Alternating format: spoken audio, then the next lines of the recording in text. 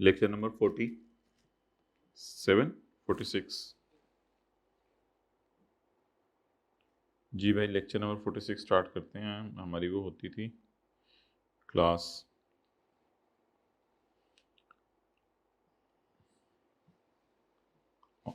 लेकिन जूम पे, लेकिन वो इंटरनेट के पे थोड़ा बहुत तो चल जाता, लेकिन स्टेबल नहीं रहना था फिर भी।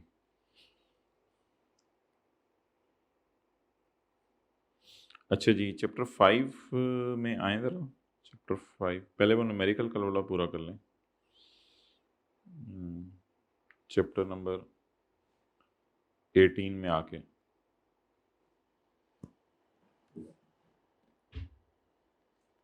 अच्छा भाई, न्यूमेरिकल हम कर रहे थे। भाई कैलकुलेटर ला दो यार।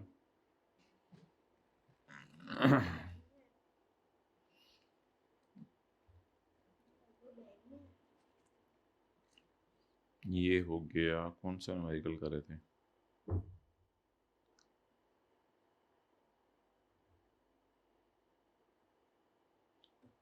Question number 43। During the year, Salman received an interest income of 7,65,000 from his bank, and the amount was net of withholding tax at the rate of 15%. और इस पे 15% टैक्स कट चुका है। ओके माय डियर, सैलरी का कल आप लोगों ने मुझे टोटल करा दिया था। सैलरी का टोटल निकाला था आप लोगों ने 3956। अब जी माय डियर, वर्किंग 3 बनेगी, and working 3 will be my interest income, income from other source. अच्छा माय डियर, इसमें याद रखिएगा कि चैप्टर नंबर कौन सा है हमारा?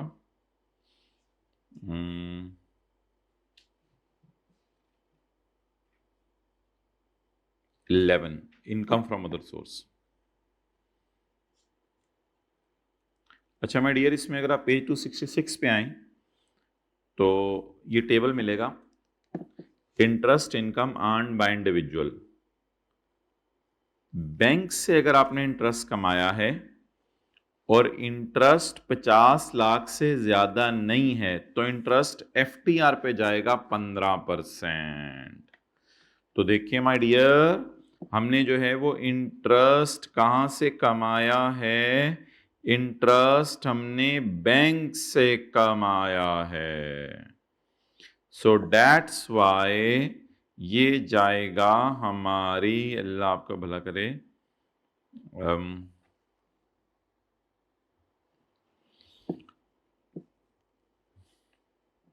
बैंक से कमाया इंटरेस्ट इनकम।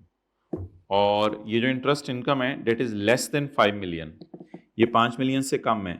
तो जब भी बैंक से इंटरेस्ट कमाए 5 मिलियन से कम हो तो माय डियर ये जाया करेगा इनकम फ्रॉम अदर सोर्स में। That will go to income from other source. Final tax regime. चलें जी, अब इंटरेस्ट इनकम से that is final tax regime. Interest income is 765, ले आए कैलकुलेटर। 765 इसको डिवाइड करेंगे 85 से और मल्टीप्लाई करेंगे 100 से। जैसे सॉल्यूशन में हुआ वैसे भी कर सकते हैं। 765 डिवाइडेड बाय 100, तो 765 divided by 85 multiplied by 100, that comes to 900.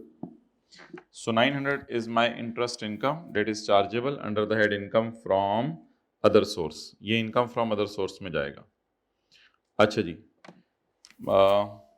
Pause करना।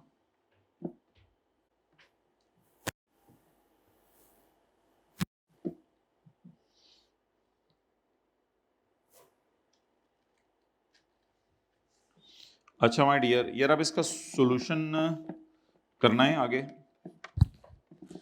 Salman paid 3 lakh as donation to a non-profit organization listed in 13th schedule. 80% of the amount was paid through a cross check. 80% amount cross check से पे की and the remaining was paid in cash. तो कोई नहीं, 3 लाख का 80% कितना आ रहा है? 3 8 × 24, 2,40,000।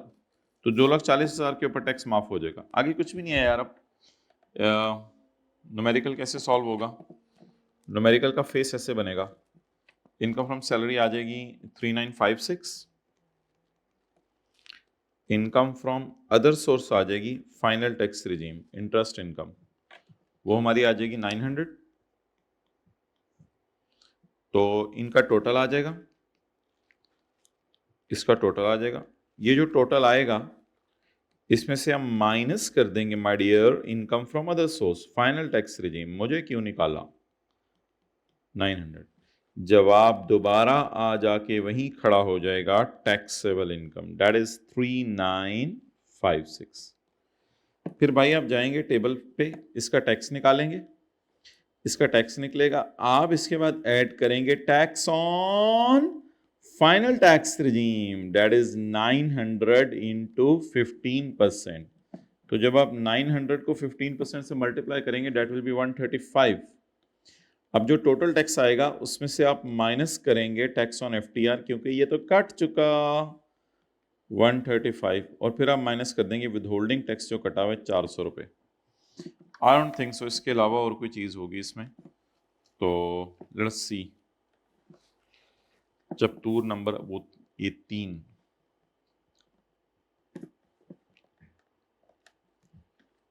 तो भाई इसमें ये पावर बैंक पड़ा हुआ है, ये चार्जिंग पे लगा दें। Chapter number 18 question number 43।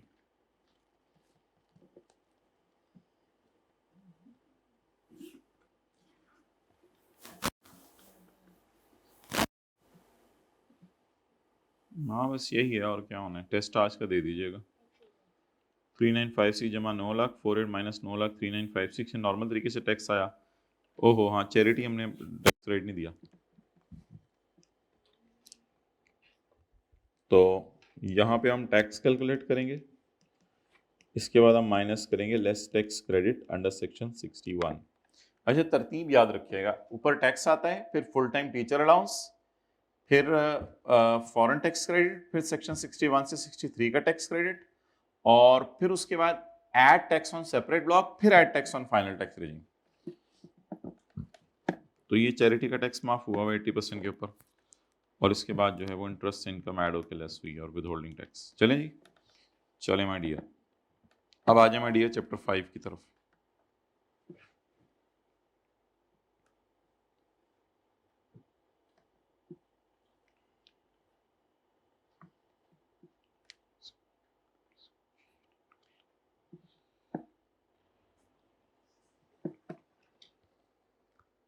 मुझे नहीं समझ आई।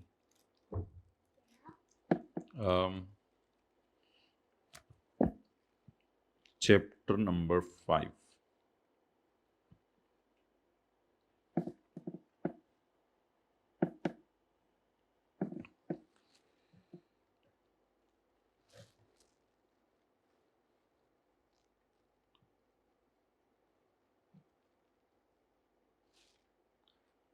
हाँ हाँ समझ आ गई, बस ठीक है, डालें आप टेस्ट दें बच्चों को।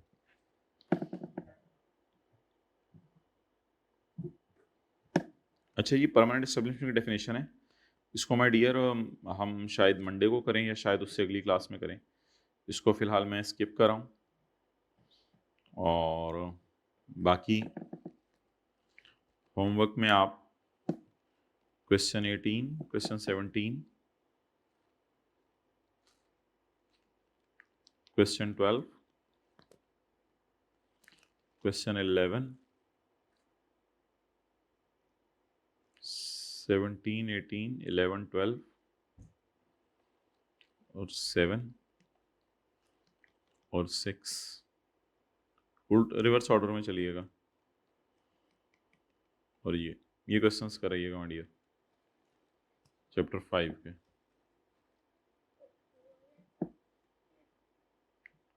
और एक और डेफिनेशन भी यहाँ रहती है अकोमोलेटेड प्रॉफिट्स, तो ये दोनों साथ ही कर लेंगे, परमानेंट एस्टेब्लिशमेंट की भी और अकोमोलेटेड प्रॉफिट्स की भी। अच्छा माय डियर अब आ जाइए चैप्टर 3 के अंदर। अल्लाहु Akbar, chapter 3, what a beautiful chapter it is, ethics. अच्छा ये चैप्टर जो है वो डिफरेंट एथिक्स को डील करता है। इसमें एक एथिक्स ये भी है कि गवर्नमेंट ने जो टैक्स बनाना है वो क्या एथिक्स फॉलो करें, दूसरा ये है कि एफबीआर ने जो टैक्स चलाना है वो किन एथिक्स को फॉलो करे। किसी जगह पे प्रॉपर लगाएं। अच्छा तो इस चैप्टर में हम डिफरेंट एथिक्स को देखेंगे। स्टार्ट करते हैं जी।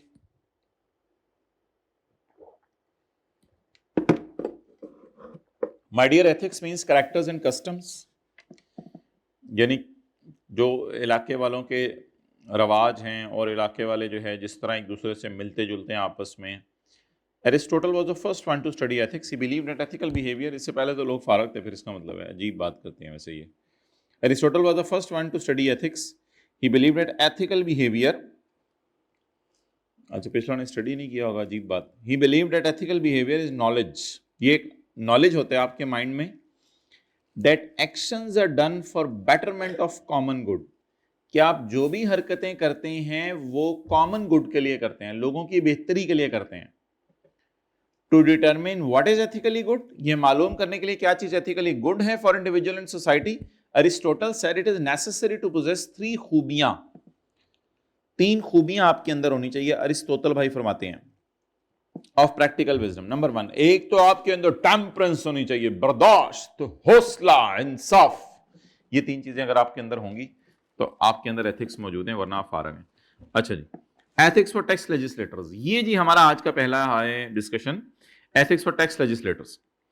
लेजिस्लेटिव ऑफिस तो कानूनी दफ्तर हमारे पाकिस्तान में किसके पास है माय डियर, एमएनएस के पास, एमपीएस के पास।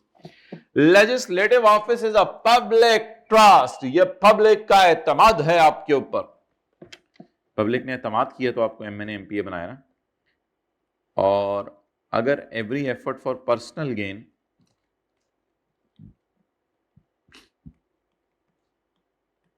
और अगर एमएनए साहब आपने अपना पर्सनल गेन के लिए कोशिश की थ्रू ऑफिशियल कंडक्ट, अपने दफ्तर की पावर को इस्तेमाल करते हुए, is a violation of that trust, तो ये तो फिर आप उस एतमाद को ठेस पहुंचा रहे हैं ना। इसलिए कानून बनाने वालों आपके लिए भी एथिक्स हैं, कानून बनाने वालों आपके लिए भी एथिक्स हैं। आप एथिक्स से पाक नहीं हो, आप पे भी एथिक्स लगेंगे। ओके चलें जी।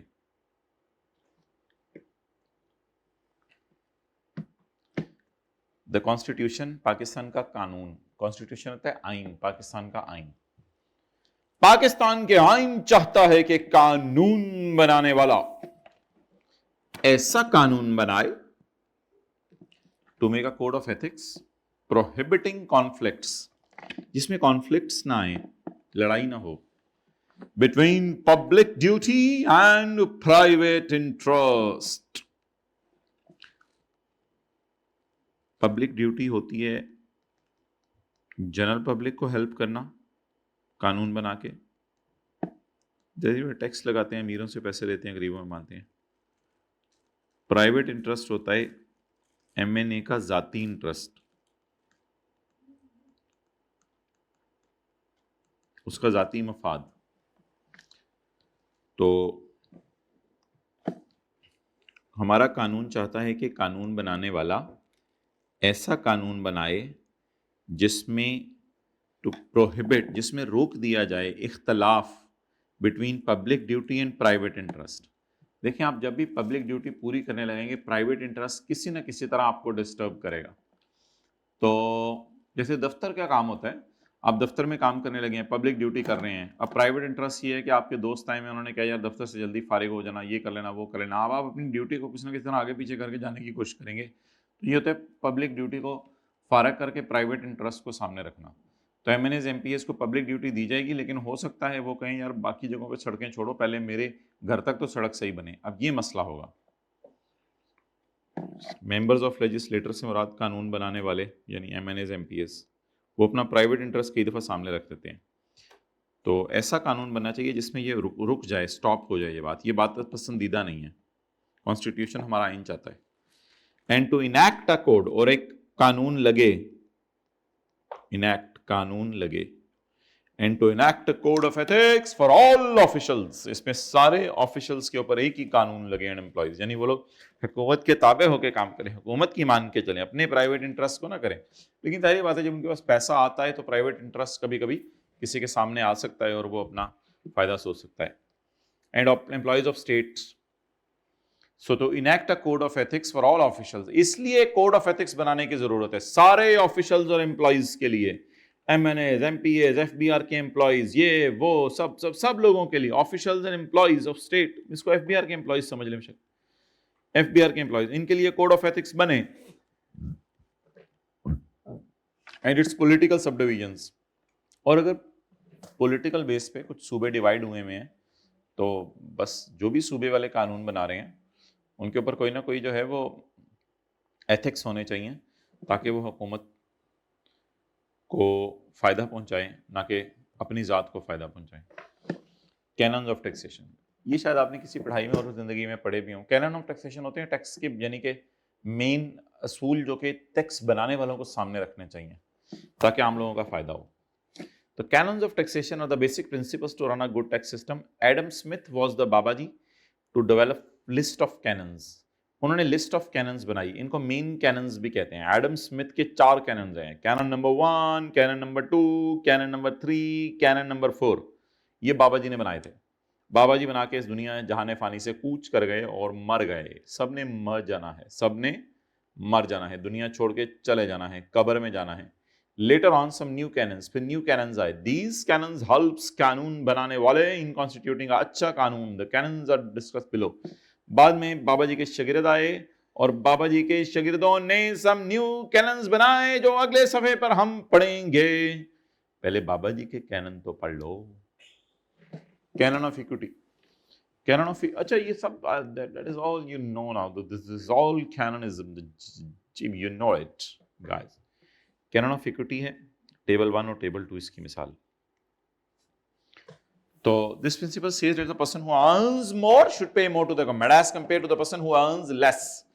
ज्यादा कमाने वाला ज्यादा दे हुकूमत को, कम कमाने वाला कम दे। As a result the person who is earning income high should pay tax at higher rate, वो ज्यादा रेट पे टैक्स दे दे as compared to a person who is earning less.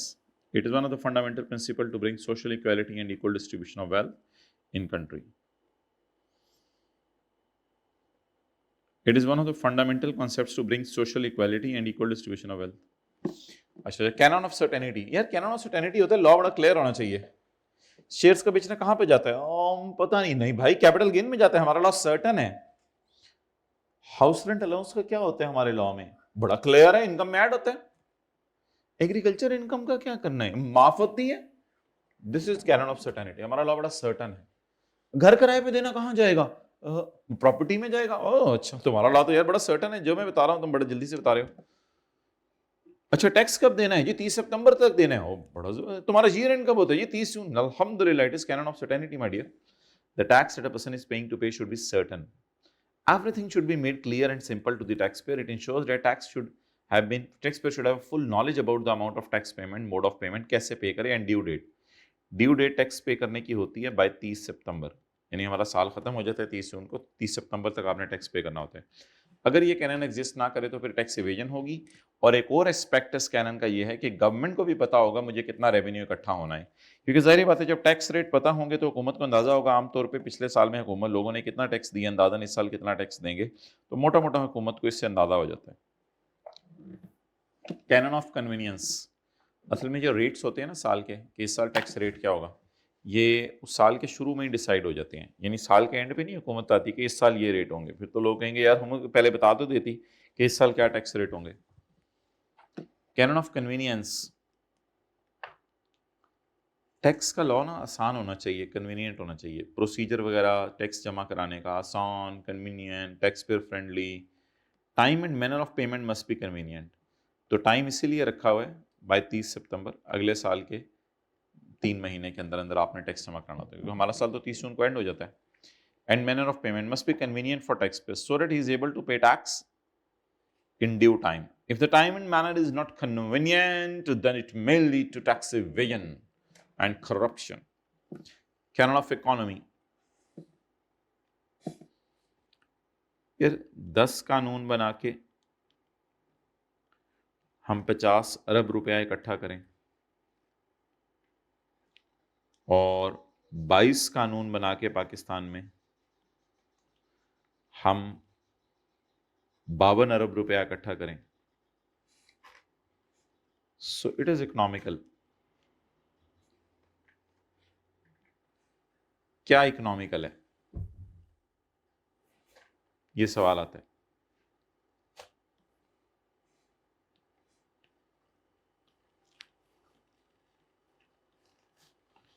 Economical मेरे ख्याल से ये है, ये नहीं है। 22 कानून आपने बना दिए तो लोग परेशान ही रहेंगे भाईजान, ये कानून ही नहीं खत्म हो रहे तुम्हारे। नोट करेंगे।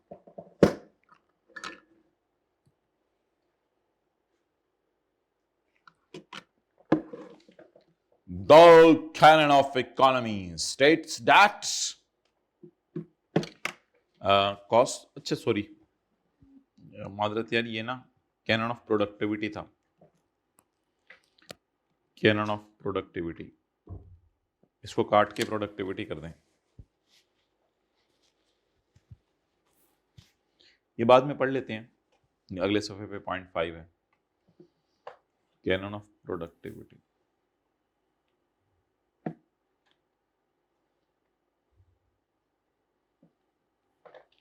अच्छा जी, canon of economy. Canon of economy भाई ये है कि एफबीआर ने पत्तों की के अंदर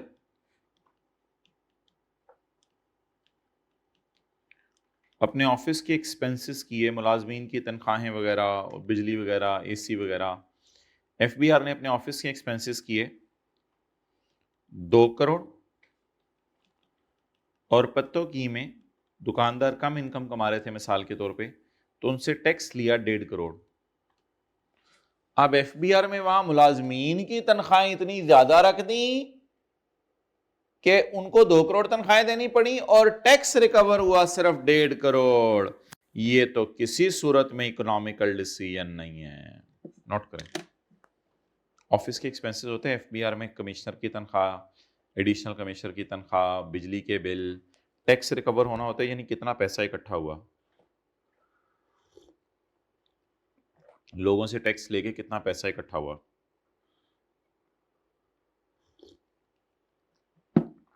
the canon of economy states that, note कर लिया,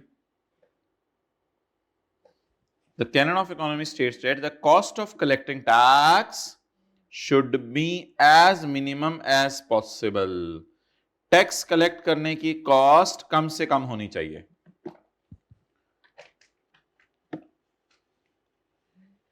this 2 crore, this 2 crore is cost of collecting tax.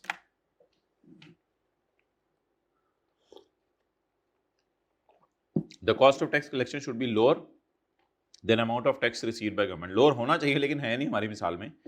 The cost of tax collection should be lower than amount of tax received. What is tax received? 1.5 crore.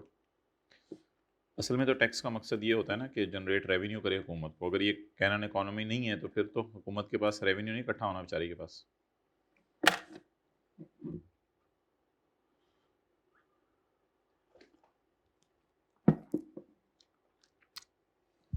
Additional canons of taxation which are created by बाबाजी 9, बाबाजी के शागिर्दों ने बनाई। Functions of government increased drastically since the Babaji's time. Accordingly, modern economists gave following additional canons. Canon of productivity. Productivity तो ऊपर हो गया है, productivity की मिसाल नोट कर लें आप।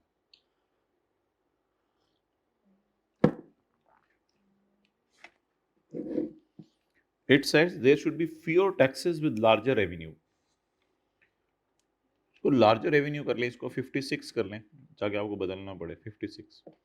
There should be fewer taxes with larger revenue rather than more taxes, यानी ज्यादा tax loss with lesser revenue। ये तो पसंदीदा नहीं है।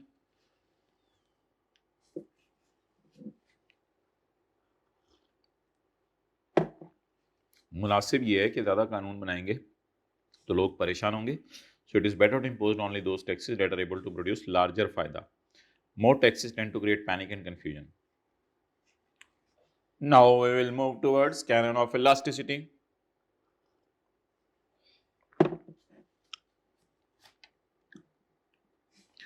Taxes imposed should be elastic. That is, they can be increased or decreased according to the demands of government.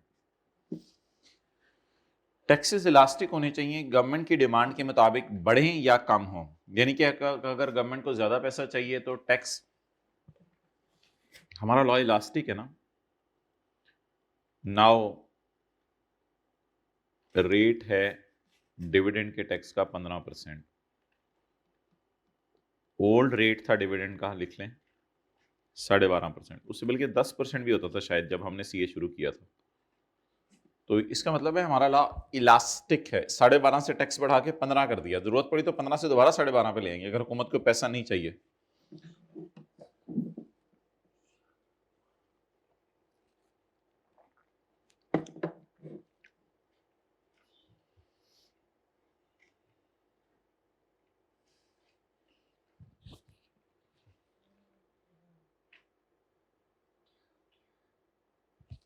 Okay आगे चलें। If tax is elastic in nature, अगर tax elastic हो nature में तो government can easily increase its revenue by increasing the rate of tax. तो government आराम से फिर अपना रेवेन्यू भी बढ़ा सकती है टैक्स रेट बढ़ा के। एन एग्जांपल ऑफ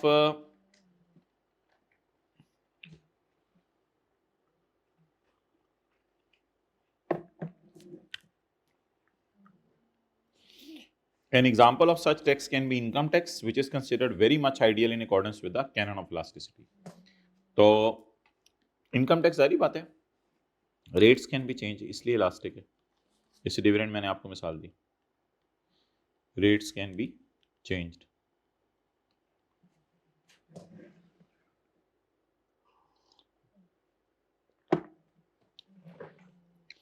कल संडे है ना, कल की रात को टाइम मिला मगरिब इशा के बाद तो एक न्यूमेरिकल और कर लेंगे डिस्कस करके आपको ऑनलाइन जूम पे लेके। खुदा के लिए छोड़ दें हमें, मेरे भाई कभी नहीं छोड़ेंगे आपको इंशाल्लाह। Canon of flexibility, flexibility is different from elasticity, पर यही ना लिखाइएगा। A flexible tax quickly adjust to the new conditions. If the tax system is not flexible, new areas will remain untaxed. Cannon of flexibility की मिसाल है section 37A। कहानी कुछ ऐसे है कि पहले लॉ में था सेक्शन 37 और सिक्योरिटीज पर टैक्स नहीं लगता था। यानी अगर कोई बंदा पब्लिक कंपनी के शेयर खरीदा था उस पर टैक्स माफ था। हमारे जमाने में मुझे अच्छी तरह याद है जब हम सीए शुरू किया था तो पब्लिक कंपनी के शेयर्स खरीदने पे टैक्स माफ था। तो अगर पब्लिक कंपनी के शेयर खरीदते थे टैक्स माफ होता था। आजकल पब्लिक कंपनी के शेयर खरीदते हैं टैक्स माफ नहीं होता। इसका मतलब है हमारा लॉ फ्लेक्सिबल है, फ्लेक्सिबिलिटी है इसमें। 37 के बाद 37 ये ऐड हो गया। हमारा लॉ हार्ड एंड फास्ट नहीं है कि सेक्शन 37 है तो बस इसके अलावा और कुछ दुनिया में हो ही नहीं सकता। Flexibility is different from elasticity. A flexible tax quickly adjusts to the new conditions. If the tax system is not flexible, new areas will remain untaxed. And the canon of simplicity is the simplicity. Canon of simplicity. Any system of tax should be simple. The entire process should be non-technical and straightforward. It is अगर ये difficult complicated होगा तो फिर लोग corruption करेंगे, लोगों की समझ नहीं आ रहा ये है वो है। कैनन ऑफ डाइवर्सिटी, अच्छा इसका मतलब ये था न्यू एरियाज रिमेन अनटैक्स्ड। नई नई चीजें पाकिस्तान में आती रहती हैं, ऑनलाइन सेल ये वो, तो ये वाले एरियाज पे टैक्स फिर नहीं लग सकेगा ना अगर हमारा लॉ फ्लेक्सिबल ना हुआ तो। कैनन ऑफ डाइवर्सिटी, हाँ हमारे लॉ में बहुत डाइवर्सिटी है। सैलरी से भी टैक्स मांगा जाता है, सैलरी वालों से, कारोबार वालों से भी टैक्स मांगा जाता है, शेयर बेचने वालों से भी टैक्स मांगा जाता है। ये तो इनकम टैक्स है। सेल्स करने वाला सेल्स टैक्स भी मांगा जाता है, कस्टम ड्यूटी भी मांगी जाती है। हमारा लॉ तो बहुत ज्यादा फ्लेक्सिबल है माय डियर। डाइवर्सिटी है हमारे लॉ में, बहुत ज्यादा डाइवर्सिटी है। डाइवर्सिटी मींस कि आप सिर्फ एक सोर्स पे रिलाय ना करें। सैलरी वालों से भी टैक्स मांगे, बिजनेस वालों से भी टैक्स मांगे, कैपिटल गेन वालों से भी टैक्स मांगे। It says that government should collect tax from different sources rather than relying on a single source. अगर government rely करेगी on a single source, it can be harmful for the economy. Therefore, the government introduced both direct and indirect taxes. इसलिए direct taxes भी लेती है जैसे income tax और indirect taxes भी लेती है। चलें जी माय डियर आगे चलें। अब ये नहीं अभी हम करेंगे, ये इंशाल्लाह अगली क्लास में देख लेंगे क्या कब करना है। अभी माय डियर आगे आ जाए, इधर आ जाए पेज 26 पे। एथिक्स और टैक्स एडमिनिस्ट्रेटर्स, एक तो थे कानून बनाने वाले, कानून बनाने वाले थे गवर्नमेंट। अब है कानून चलाने वाले, अब है कानून चलाने वाले। पहले तो थे बनाने वाले, वो थी गवर्नमेंट, पार्लियामेंट, एमएनएज, एमपीएज। अब है कानून चलाने वाले, एफबीआर। उनके ऊपर क्या एथिक्स लगते हैं? So let us start from page number 26, guys. Her guy इधर आए। Tax administration is not responsible for tax policy. Tax administration FBR के पास है।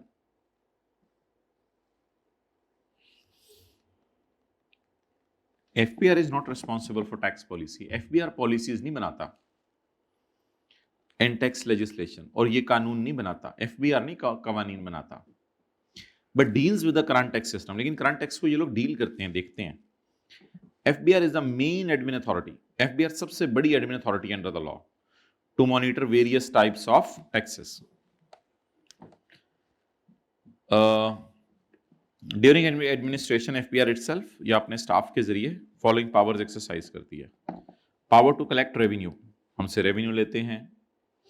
Power to change the method of accounting, हमारा मेथड ऑफ अकाउंटिंग उठा के बदल देते हैं, हमारा मेथड ऑफ अकाउंटिंग उठा के बदल देते हैं।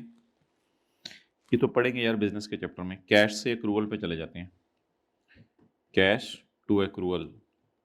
सफर कैश अकाउंटिंग से शुरू होता है, एक्रूवल अकाउंटिंग पे शिफ्ट कर देते हैं। Power to make assessment of tax, FBR वालों के पास पावर है, हमारा टैक्स असेस करेंगे, चेक करेंगे कि सही कैलकुलेट किया है या नहीं। Power to attach bank account, attach bank account समझ लें कि बैंक अकाउंट क्लोज तो नहीं होता, यानी यू कांट यूज। अब आप बैंक अकाउंट यूज नहीं कर सकते, आपके अकाउंट में पैसे पड़े हैं लेकिन आप पेमेंट्स नहीं कर सकते। पावर टू सीज प्रॉपर्टी, और आपकी प्रॉपर्टी सीज कर देंगे, प्रॉपर्टीज बंद कर देंगे। डन जी, ये तो उनके पास पावर्स हैं। 2-3 नंबर का सवाल आ सकते हैं कि एफबीआर के पास क्या पावर्स हैं। The FBR can misuse the above powers, FBR ऊपर वाली पावर्स को मिसयूज भी कर सकता है। Which can result in following against the tax payer, जिससे टैक्स पेयर के अगेंस्ट ये होगा। Loss of property and income, income या प्रॉपर्टी का लॉस होगा। Loss of property and income, income या प्रॉपर्टी का लॉस होगा। इनकम या प्रॉपर्टी का लॉस होगा से मुराद है कि अगर अथॉरिटीज मिसयूज करेंगी पावर को, तो इससे होगा क्या कि मिसाल के तौर पे टैक्स वाले आपको कहते हैं यार हमें रिश्वत दे दो, कमिश्नर कहता है फिर हम आपका टैक्स माफ कर देंगे, ये टैक्स आपका कम कर देंगे। तो इससे loss of property and income होगा, गवर्नमेंट को कम होगा, गवर्नमेंट इनकम विल रिड्यूस। तो the authorities can misuse the above mentioned powers which can result in following against the tax payer. अच्छा सॉरी, मादरत, मेरा वो ज़हन इस वक्त ये इस पॉइंट की तरफ क्यों चला गया, ये कुछ और कह रहे हैं। The authorities can misuse the above powers which can result in following against tax payer, जिससे टैक्स पेयर के अगेंस्ट वो उसकी प्रॉपर्टी को भी नुकसान पहुंचा सकते हैं, उसकी इनकम को भी। कई दफा यार टैक्स वाले आते हैं, कुछ लोगों ने अनड्यू टैक्स लेके चले जाते हैं जो उनका बनता नहीं है, लोगों को नॉलेज नहीं होता, तो इस वजह से लोगों की प्रॉपर्टीज कई दफा बिकने पे लग जाती हैं, लोगों की इनकम्स का नुकसान हो जाता है, वो लेके चले जाते हैं टैक्स वाले, या फिर उनको गलत तरीके से जेल में डाल देते हैं टैक्स वाले, हालांकि उन्होंने कुछ किया नहीं होता, काम किसी और ने किया होता है, पकड़ के किसी और को जेल में डाल देते हैं। अगर टैक्स अथॉरिटीज अपनी पावर्स मिसयूज करने पे आए तो it will result in following against tax payer. अब ये 1-2 नंबर की ये लाइन आएगी पेपर में, if tax authorities are misusing their powers, what will happen against taxpayer? तो टैक्स पेयर की प्रॉपर्टी और इनकम का नुकसान होगा और उसे जेल में डाला जाएगा। So above powers if wrongly used can result in loss of fundamental human rights, fundamental human rights आपके वायलेट हो जाएंगे। So there is a need of ethics. अब ये तमहीद बांध के ना उसने कहा कि अल्हम्दुलिल्लाह एफबीआर वालों के लिए भी एथिक्स की जरूरत है, so that the tax authority can use the power Fairlie and with transparency and morality, यानी एथिक्स को सामने रखें और ट्रांसपेरेंसी, शफाफ काम करें ताकि लोगों को पता चले टैक्स वाले क्या कर रहे हैं। Zaid is running a textile unit and tax amounting to 5 million is assessed against him. Calculated against him means उसका टैक्स कैलकुलेट हुआ है। भाई अभी न्यूमेरिकल शुरू करेंगे तो बुक नहीं मिली टैक्स की, नहीं मिल रही, तो फिर कैलकुलेटर एक अरेंज करके रख लो, ये वाला ले लो। उसका बैंक बैलेंस 10 मिलियन है, उसका बैंक बैलेंस 10 मिलियन है। However he has to fulfil his export orders, tax उसने देने 5 मिलियन, उसके बैंक में पड़े हैं 10 million. However he has to fulfil his export orders, लेकिन उसने अपने एक्सपोर्ट ऑर्डर्स फुलफिल करने हैं। In case he fails to fulfil his orders, अगर वो अपने एक्सपोर्ट ऑर्डर फुलफिल नहीं करेगा, he would lose his customers and orders. अच्छा देखें, आपके बैंक में पड़ा हुआ है 10 मिलियन, टैक्स वाले मांग रहे हैं 5 मिलियन, लेकिन 10 मिलियन तो आपने अपने कारोबार के लिए रखा हुआ है ना, टैक्स वाले मांग रहे हैं 5 मिलियन। आप टैक्स वाले जबरदस्ती ऐसा कर सकते हैं कि आपका बैंक अकाउंट सीज करके, आपका बैंक अकाउंट अटैच करके, रोक के, उसमें से 5 मिलियन की पेमेंट निकाल लें और आपको कहीं बाकी 5 मिलियन पे गुजारा चला। अब आपको बाहर के मुल्कों के कोई ऑर्डर्स हैं, एक्सपोर्ट ऑर्डर्स, अब बाहर के मुल्कों में जरूरी नहीं सारी एक्सपोर्ट जीरो रेट होती है। मैंने बताया था कई दफा एक्सपोर्ट जीरो रेट होती है, कई दफा एक्सपोर्ट पे 1-2% हुकूमत थोड़ा बहुत टैक्स ले भी लेती है। तो अब असूली तौर पे मैं डियर क्या होना चाहिए कि टैक्स वालों को ना आपके साथ थोड़ा सा कंप्रोमाइज करना चाहिए। टैक्स वाले कहें यार 5 मिलियन टैक्स है, इसको थोड़ा बहुत आप करके हमें देते रहो किसी तरह, लेकिन अपने एक्सपोर्ट ऑर्डर पूरे करो ताकि तुम्हारा एक दफा बिजनेस जब फ्लरिश कर जाए तो तुम ये वाला भी 5 दो और आइंदा भी तुम हमारे रेगुलर कस्टमर टैक्स पे रहो और तुम हमें टैक्स देते रहो, in the long run smoothly हमें तुमसे फायदा हो। और गलत तरीका क्या है, जैसे किराएदार नहीं होता, घर आपने किराए पे दिए होते हैं, किसी के पास फाइनेंशियल डिफिकल्टी है तो बंदे बंदूक शंदूक दिखा के उससे पैसे तो आपने निकलवा लिए, लेकिन किराएदार तो चला गया, और किराएदार ढूंढना शायद मुश्किल हो, तो उसको थोड़ा रिलैक्स कर दें, उसे कहें ये किराया तुम मुझे आहिस्ता आहिस्ता देते रहना ताकि आइंदा भी किराया तुम मुझे देते रहो। इस सॉर्ट ऑफ इस तरह की बात है कि यार इस टैक्स पेयर को स्ट्रॉन्ग करना चाहिए, हमें टैक्स पेयर को परेशान नहीं करना चाहिए। In case if he fails to fulfil his orders, अगर एक्सपोर्ट ऑर्डर अपने पूरे ना करे तो उसके कस्टमर बाहर के मुल्क में गायब हो जाएंगे, वो जाहिर बात दूसरों से चीजें लेने लग जाएंगे। Considering his present critical conditions, Zahid believes that tax recovery proceedings by recovery from bank account, tax recover करने की प्रोसीडिंग्स जो उसके खिलाफ हो रही हैं बजरिया बैंक अकाउंट से टैक्स रिकवर करना, would cause an irreparable loss, उससे उसको बहुत ज्यादा लॉस हो जाएगा। So he files a request to FBR for allowing the payment in installments। अब FBR वालों को मान जाना चाहिए FBR staff has powers to allow him to relieve to or recover this tax directly from bank account। Justice and equity यानी अकल और कानून यहाँ ये कहता है कि his request should be अल्हम्दुलिल्लाह entertained so that इंसाफ का तकादा यही है कि उस so that his continuation and prosperity of business would eventually result in payment of better taxes in future। Income tax ordinance, sales tax, federal excise law empower tax authorities to select cases for audit। अब ये audit के जो cases select हैं, ये कोई इस power को misuse नहीं करना चाहिए कि हर साल पेल का ही ऑडिट हो रहा है। भाई कभी हायर का भी ऑडिट कर लो, कभी जो है वो एलजी वालों का भी ऑडिट कर लो, पता नहीं कौन कौन से नाम है, कभी फिलिप्स वालों का भी ऑडिट कर लो, होंडा का ऑडिट कर रहे हो, कभी जो है वो टोयोटा का भी ऑडिट कर लो। ये क्या तुम लोगों ने लूट मचाई हुई है? तो मिसयूज नहीं करनी चाहिए पावर्स को।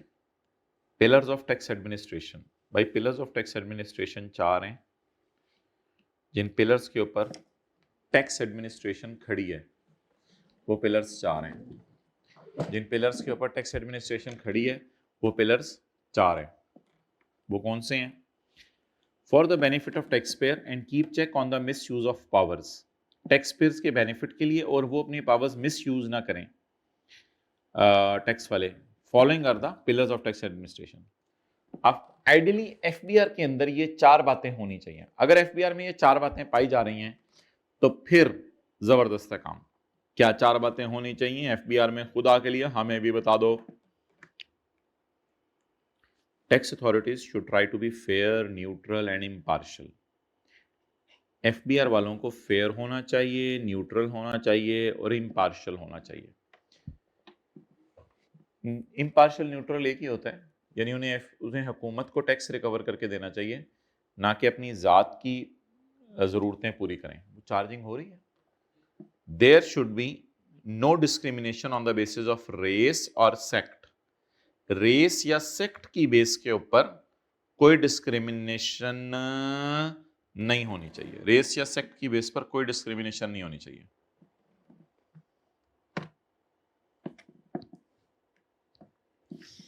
कि ये फलां रेस से बिलोंग कर रहे हैं, ये फलां सेक्टर से बिलोंग कर रहे हैं, ये मेरे कबीले के हैं, इनको टैक्स माफ कर दूंगा, इस तरह नहीं होना चाहिए। ट्रांसपेरेंसी तो होता है, शफाफ होना चाहिए system. All proceeding must be transparent and must be seen as transparent. अच्छा, एक होता है ट्रांसपेरेंट और एक होता है सीन एज ट्रांसपेरेंट। यानी ट्रांसपेरेंट होना भी चाहिए और दिखने में भी ट्रांसपेरेंट होना चाहिए। अब आप मिसाल के तौर पे किसी रेस्टोरेंट के अंदर खाना बना रहे हैं, मिसाल के तौर पर बंदा शेफ है, अब उसे खाना साफ भी बनाना चाहिए। अब अगर लोग आके उसके किचन में एंटर हों, ओके नहीं नहीं नहीं यार, ये नहीं यार, मेरे किचन में एंटर नहीं होना, देखना नहीं, मेरे प्लेटों को नहीं देखना, मेरे बर्तनों को नहीं देखना, ये जो कपड़े साफ करने वाले इनको नहीं देखना, लेकिन साफ हो उसके सारी चीजें और बिल्कुल नीट एंड क्लीन और बड़ा मुहज्जिब इंसान हो वो शेफ, और घर की तरह किचन को साफ रखता हो सारी चीजें, लेकिन लोगों को नहीं देखने दे रहा। अगर कोई कस्टमर आके कहता है यार मुझे पता तो चले आपका किचन कैसा है, मैं फिर आपसे खाया करूंगा, पक्का मैं आपका कस्टमर बनूंगा, आप कहें यार ट्रांसपेरेंट तो है लेकिन मैं देखने नहीं दूंगा, तो इसका मतलब है ट्रांसपेरेंट तो शायद है but must be seen as transparent, लेकिन देखने में भी ट्रांसपेरेंट, यानी कि आपको अगले को अलाउ करें।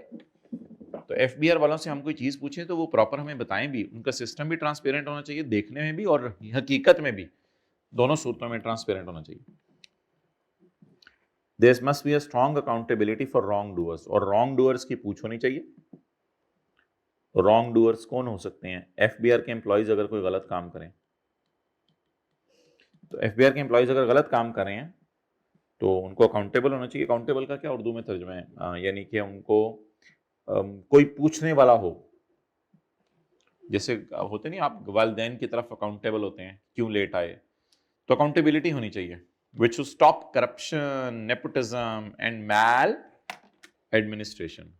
तो इसकी वजह से करप्शन वगैरह और ये सारी चीज़ें अल्हम्दुलिल्लाह जो है वो रुक जाती हैं अगर हमारा सिस्टम जो है वो बड़ा मजबूत हो।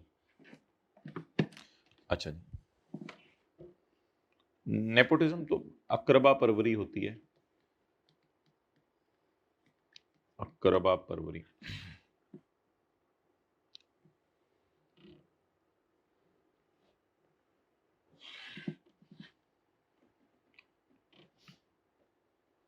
लिख लिया, यानी रिश्तेदारों को सपोर्ट करना एंड मेल एडमिनिस्ट्रेशन और गलत सिस्टम चलाना, इसकी अकाउंटेबिलिटी होनी चाहिए, आपको जवाबदेह होना चाहिए, आपको अकाउंटेबल, आपको जवाबदेह होना चाहिए किसी के सामने। कटहरे में खड़े करके कोई आपसे पूछे तो आप जवाब दे सकें, ये मैंने इस वजह से किया था, एफबीआर वाले बता सकें। इक्विटी, सिमिलरली सिचुएटेड टैक्स पे should B taxed in the same way by tax authorities. Same इलाकों में रहने वाले tax payer should be taxed in same way by tax authorities. ये नहीं होना चाहिए कि एक इलाके में एक बंदा है उससे बहुत ज्यादा टैक्स ले रहे हो और उसी इलाके में दूसरा बंदा है उससे कम टैक्स ले रहे हो, ये तो यार मुनासिब नहीं है। अल्हम्दुलिल्लाह due care should be exercised to ensure that salaried class is not tax more than business class. ये पूरी दुनिया में इंश्योर किया जाता है ज्यादातर मुल्कों में कि सैलरी वालों से आप ज्यादा टैक्स ना लें as compare to business class.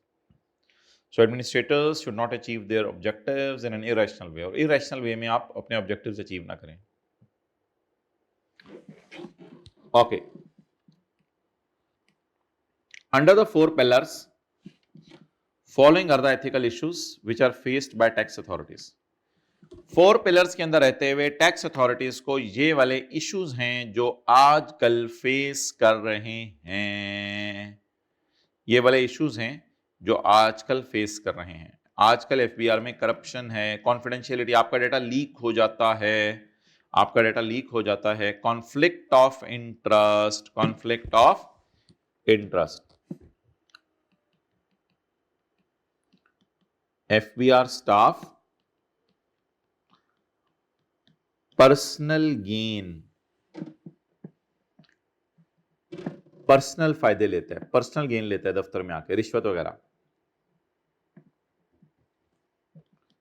Instead of providing benefit to government. रिश्वत ले ली तो हुकूमत के पास तो टैक्स नहीं जाएगा, आपके पास रिश्वत आ जाएगी। FBR staff take personal gain, अब अंग्रेजी का फिक्र खुद ही सही कर लीजिएगा, take personal gain, personal gain लेता है instead of providing benefit to government. Conflict of interest हमेशा यही होता है, यानी आप अपनी ज़ात को फ़ायदा पहुंचा रहे हैं, हुकूमत कह रही है भाड़ में जाए, आप हुकूमत को कह रहे हैं हुकूमत भाड़ में जाए। मैं एफबीआर का एम्प्लॉई हूँ, मुझे रिश्वत लेने का मौका मिल गया, मैं ले लूँ। Inconsistency in application of law, कुछ लोगों के लिए inconsistency in application of law, जैसे आप कहते हैं सर आप फलां बच्चे को तो बड़ा सपोर्ट करते हैं और मुझे सर आप लिफ्ट ही नहीं कराते, उसके सवाल का जवाब तो हमेशा देते हैं, मेरे सवाल का जवाब कभी भी नहीं देते। ये होती है इनकंसिस्टेंसी। तो कुछ लोगों पे ज़बरदस्ती टैक्स लगा रहे हैं, कुछ लोगों को टैक्स माफ़ कर रहे हैं। It is inconsistency in application of law. Lack of autonomy, power की कमी है, वही अकाउंटेबिलिटी जिसको कह सकते हैं। पावर या अकाउंटेबिलिटी की कमी है, कोई पूछने वाला नहीं है। कई दफ़ा बॉस भी छोड़ देते हैं, यानी कमिश्नर कई दफ़ा एडिशनल कमिश्नर को डांटता नहीं है। पावर या अकाउंटेबिलिटी की लैक, लैक मींस कमी है। पॉलिटिकल इन्फ्लुएंस, सारी बात है, पॉलिटिकल पार्टीज अपना इन्फ्लुएंस डाल के टैक्स काम करवा लेती हैं। गिफ्ट्स, रिश्वत वगैरह लेते हैं आप लोगों से। और डिस्क्रिशन, फ्री विल को मिस यूज करना, यानी आपको जो फ्री विल मिली हुई है उसे मिस यूज करते हैं।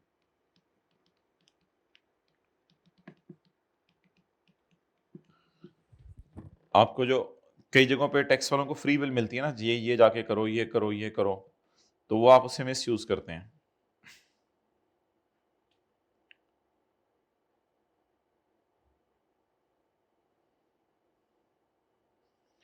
लिख लिया भाई?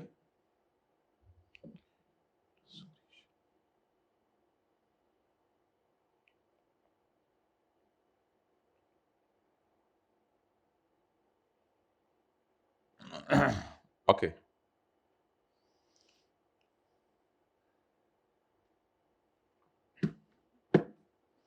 बस ये थोड़ा सा है, अब फिर हम ये न्यूमेरिकल की तरफ आते हैं।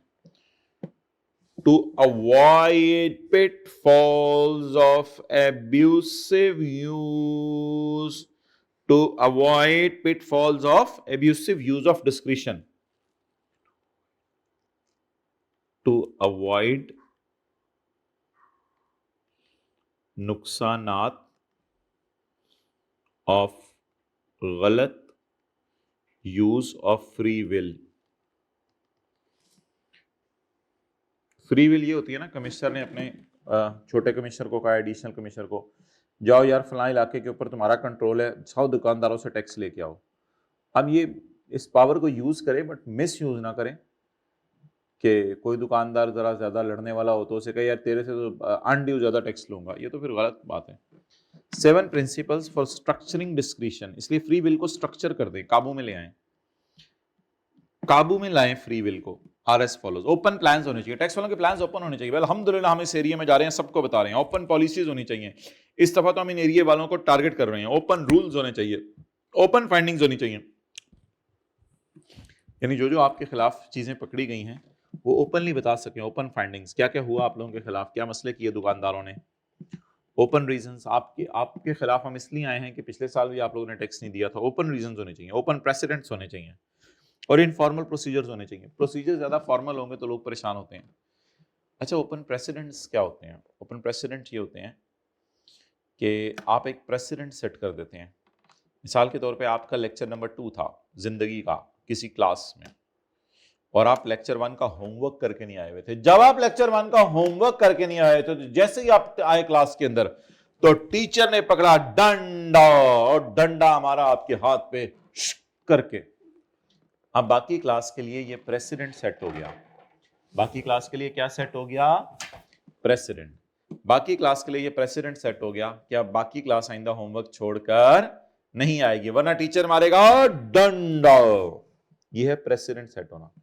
तो ओपन प्रेसिडेंट हो, आप ओपनली बताएं कि भाई जिन्होंने टैक्स नहीं दिया उनके साथ हमने ये किया है, और अगर तुम लोगों ने भी ये किया तो देखना तुम्हारे साथ भी यही होगा। ये 2-3 नंबर का पेपर में आ सकता है कि to avoid pitfalls of abusive use, what are the 7 principles of structuring discretion? Responsibility of tax implementing authorities. Tax implementing authorities की responsibilities, भाई टैक्स इंप्लीमेंटिंग अथॉरिटीज की ये रिस्पॉन्सिबिलिटीज हैं।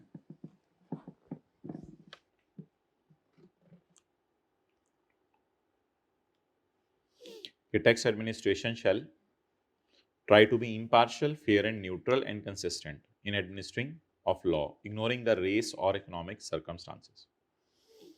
तो अल्हम्दुलिल्लाह टैक्स वालों को इम्पार्शियल होना चाहिए, फेयर होना चाहिए, न्यूट्रल रहना चाहिए और कंसिस्टेंट होना चाहिए। And in administration of law consistent means कि सब लोगों से एक ही जैसा सलूक करें, इग्नोरिंग द रेस और इकोनॉमिक सर्कमस्टांसेस। अल्हम्दुलिल्लाह provide efficient and quality service to all stakeholders, सारे स्टेक होल्डर्स को क्वालिटी सर्विस दें। Stakeholders means tax payers, quality service दें। टैक्स पेयर्स को रिफंड लेने आए, टैक्स क्रेडिट लेने आए, उनको बड़ा समझाएं, पूरा दें उन्हें in an effort to exceed the expectation, और उनकी एक्सपेक्टेशन को भी आगे, यानी उनकी एक्सपेक्टेशन से भी ज़्यादा बढ़ के उनको सपोर्ट करें। और फॉलो द लॉ कम्प्लीटली, लॉ को भी कम्प्लीटली फॉलो करें। नो एग्जेम्पशंस और tax credit should be provided to the person who is not eligible for it. And take all measures to collect tax on timely basis, और सारे measures लें कि tax आप टाइमली बेसिस पे collect करें लोगों से, in the interest of government, ताकि हुकूमत को फ़ायदा हो।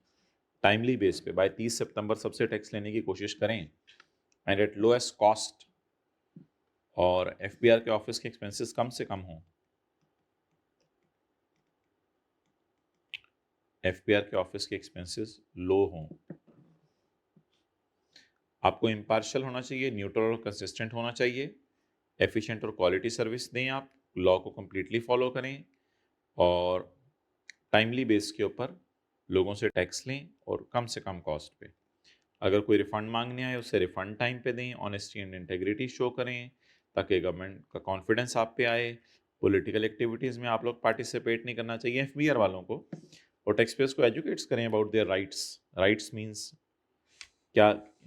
राइट मीन्स के टैक्स क्रेडिट्स कौन से हैं, ये उनका राइट है, उनको बताएं आपको टैक्स हम माफ़ भी किया करेंगे, सो डैट वो लोग खुशी से टैक्स दें। And keep the confidentiality of information provided by tax payer with highest level of security, और आपका डाटा कॉन्फिडेंशियल रखें और ज़बरदस्त किस्म के पासवर्ड लगाएं सिस्टम्स पे। And refrain from receiving gifts from actions and non actions, कई दफ़ा एक्शंस हरकतें करने पे आपको गिफ्ट दिया जाता है, कई दफ़ा नॉन एक्शंस हरकतें आपको खामोश रहने पे गिफ्ट दिया जाता है। यानी टैक्स पेयर कहते हैं मेरे से मैंने कैपिटल गेन इनकम कमाई है, किसी को ना बताओ, तो नॉन एक्शन पे गिफ्ट रिश्वत दूंगा आपको। और कई दफ़ा वो टैक्स पेयर कहता है कि मैं सैलरी कमाई है 10 लाख, बताओ मैंने कमाई है 5 लाख, तो ये एक्शन करने के ऊपर आपको गिफ्ट मिलेगा। ओवर जी ओवर। अब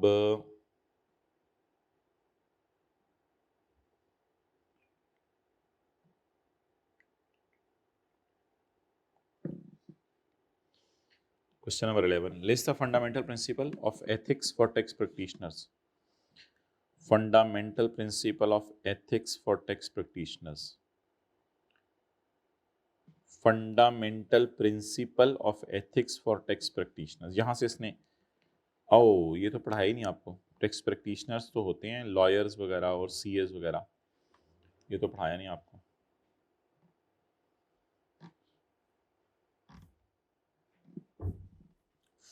फोर पावर्स ऑफ एफबीआर बताएं टैक्स कलेक्ट करने की। Four powers of FBR with respect to collection of tax. Four powers FBR के पास क्या हैं टैक्स कलेक्ट करने के लिए? ये हैं जी powers. During FBR exercises following powers, ये पावर्स हैं page 26। What consequences may be faced by taxpayer if such powers are misused? अगर ये पावर मिसयूज होंगी तो टैक्स पेयर को क्या नताइज भुगतने पड़ेंगे? दो, टैक्स पेयर की प्रॉपर्टी का और इनकम का नुकसान होगा और उसको जेल में जाना पड़ेगा। अगर पावर मिसयूज हो तो टैक्स पेयर के खिलाफ टैक्स पेयर को क्या नुकसान भुगतना पड़ेगा? Briefly explaining two pillars of tax administration which may be helpful. Two pillars of tax administration which may be helpful. इनको आपने नाम देने पिलर्स का। टू को एक्सप्लेन कर दो ब्रीफली चारों में से।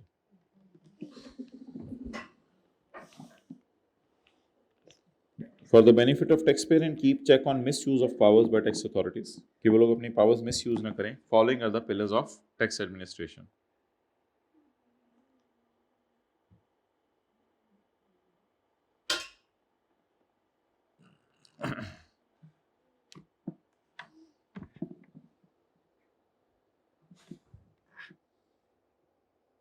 ओके, आगे बढ़ें।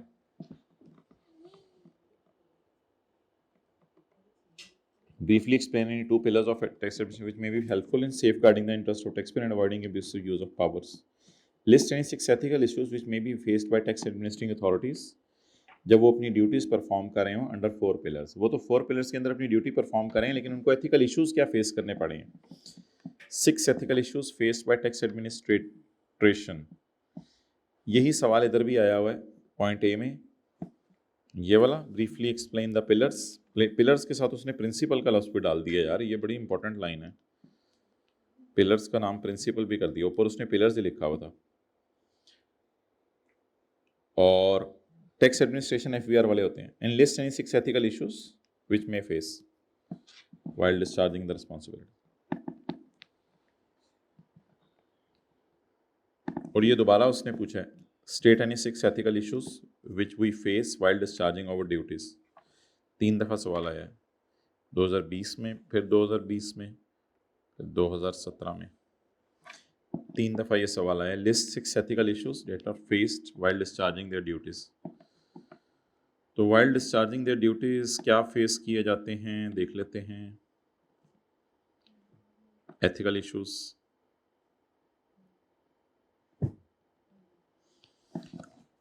फोर पिलर्स को फॉलो करते हुए फॉलोइंग एथिकल इश्यूज फेस किए जाते हैं। अच्छा, अब ये बातें अलग अलग, ये हैं एफबीआर की पावर्स, ये हैं अगर वो पावर को मिसयूज करें तो टैक्स पेयर क्या फील करेगा। ये हैं एफबीआर की पावर्स, और ये हैं अगर पावर्स को वो मिसयूज करें तो टैक्स पेयर क्या फील करेगा। ये हैं पिलर्स, जिसको प्रिंसिपल्स भी उसने कहा है फॉर टैक्स एडमिनिस्ट्रेटर्स, लॉ बनाने वालों के लिए। अब एथिकल इश्यूज आजकल क्या एफबीआर फेस करे, वो ये हैं, एथिकल इश्यूज के नाम से आएगा। प्रिंसिपल्स फॉर स्ट्रक्चरिंग डिसीजन, उसका जवाब ये आएगा। और अब आजकल फिर रिस्पॉन्सिबिलिटीज क्या हैं, ये सवाल भी मैं आपको दिखाता हूं, ये भी एक दफा आया हुआ, रिस्पॉन्सिबिलिटीज ऑफ टैक्स। तो बार बार देखें, ये क्या है एफबीआर की पावर्स, ये क्या है पावर्स, अगर मिसयूज करें तो टैक्स पेयर के खिलाफ क्या सलूक हो सकता है, यानी क्या बेचारे के साथ हो जाएगा। ये हैं पिलर्स, ये हैं एथिकल इश्यूज, और ये हैं पावर को मिसयूज करने से, यानी कि डिस्क्रिशन को का गलत इस्तेमाल करने के नुकसानात को रोकने के लिए फ्री विल को इस तरह काबू किया जाए। 7 प्रिंसिपल्स फॉर स्ट्रक्चरिंग डिसीजन के नाम से आया, डिस्क्रिशन के नाम से आएगा, और ये रिस्पॉन्सिबिलिटीज के नाम से आएगा। वो पिलर से ऊपर ये रिस्पॉन्सिबिलिटीज हैं। तो लिस्ट एनी 7 रिस्पॉन्सिबिलिटीज जो भी आपको दिखाएंगे। दोबारा ये सवाल आया है, list any 7 responsibilities of tax administrators, law बनाने वाले। और ये सवाल फिर उसी रिदम में दोबारा आया, list 6 ethical issues. Describe any 3 main cannons, main बताने हैं, मेन का मतलब है ऊपर वाले 4, मेन ना ऊपर वाले 4 हैं जो बाबा जी वाले हैं, एरिस्टोटल वाले हैं। और एथिकल रिस्पॉन्सिबिलिटीज वो जो 10 लिखी हुई थी उनमें से, ये जरा इनके जवाब एक एक दफा देख लीजिएगा ताकि आपको ये चीजें जहन में रहें। क्वेश्चन 1 2 3 4 5 6 7, क्वेश्चन 1 से 7 किए हैं हमने। ओके डन जी, आज भाई चैप्टर 3 पे। चैप्टर 3 मेरा और तुम्हारा मनपसंद।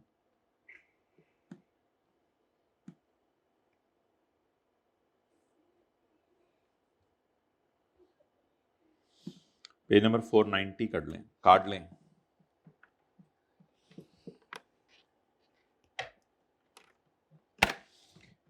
एक 2 मिनट वीडियो पॉज करके ना आप सवाल पढ़ लें।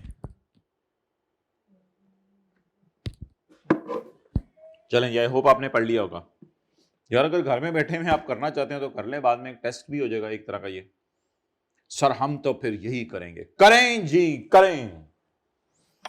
मैं आपको इस सवाल के लिए 18 मिनट दे रहा हूं। मार्क्स को 1.8 से मल्टीप्लाई करते होते हैं, इसको भी 3 को 1.8 से कर लें मल्टीप्लाई। तो मैं इस सवाल के लिए आपको 25 मिनट दे रहा हूं, 25 मिनट में ये सवाल करने की कोशिश की जाए। 22 मिनट तो 23 मिनट बनेंगे जितने भी बने। चले, आप वापस आ चुके हैं, बहुत अच्छा किया आपने। On 2 July 2023, Javed, a citizen of Pakistan, traveled to Kenya to start a new job। हमारे साल के पहले दिन वो कीनिया चला गया। हाँ, हमारे साल के पहले दिन वो कीनिया चला गया नई जॉब शुरू करने के लिए, लेकिन पाकिस्तान वापस आ गया 25 नवंबर को due to his father's death. During his stay in Kenya, यानी जुलाई, अगस्त, सितंबर, अक्टूबर, नवंबर, तकरीबन 5 महीने रह के वापस आ गया। उसके कीनिया में स्टे में जावेद ने कमाई है सैलरी इनकम 4 मिलियन, और from which tax equivalent to 8 lakh was withheld and deposited with Kenya tax authorities. अच्छा भाई, आप सवाल तो अब तसल्ली से आप पढ़ चुके हैं और सॉल्व भी कर चुके हैं अपने रजिस्टर पे। तो अब चैप्टर नंबर कौन सा है यार? इधर आपका होमवर्क में आज सवाल होगा क्वेश्चन नंबर 44, चैप्टर 18 का क्वेश्चन 44, ये भी होमवर्क में होगा।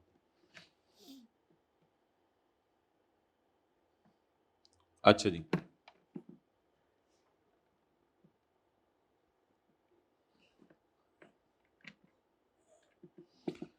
तो भाई इनकम फ्रॉम सैलरी का जो चैप्टर था, तुम्हें याद हो कि ना याद हो, हमें याद है वो जरा जरा कि सैलरी के चैप्टर में हमने पढ़ा था यार, बाहर के मुल्क में अगर सैलरी कमाने जाए ना और बाहर के मुल्क में अगर टैक्स पे कर दे, इस पे आपको फॉरेन टैक्स क्रेडिट नहीं मिलता, आपकी फॉरेन इनकम ही पूरी की पूरी माफ हो जाती है। याद करें, ये बताया था पेज 119 पे। कोई भी बाहर के मुल्क की सैलरी जो आपने कमाई है, डेट विल बी माफ अगर आपने बाहर के मुल्क में टैक्स पे कर दिया है। तो अल्हम्दुलिल्लाह आपने बाहर के मुल्क में टैक्स पे कर दिया, इसलिए बाहर की सैलरी आपकी माफ हो जाएगी।